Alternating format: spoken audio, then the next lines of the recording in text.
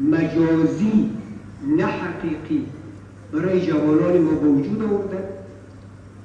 و جوانان ما را سرگرم کردن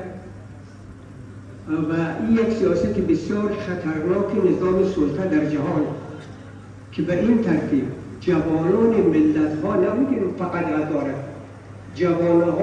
جوانان ملت های جهان سوم را مصروف کنه از تولید علم، از نوآوری و از دانش اینا را دور بکنه، در فضای مجازی مصروف بکنه و یک بازار برای فروش کالاهای خودشان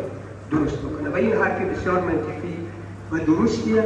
که در آینده خطرناکتر از حمله نظامی بر کشورهای جهان سوم. در آینده ما یک گوش جوانان مصرفی خواهد داشتیم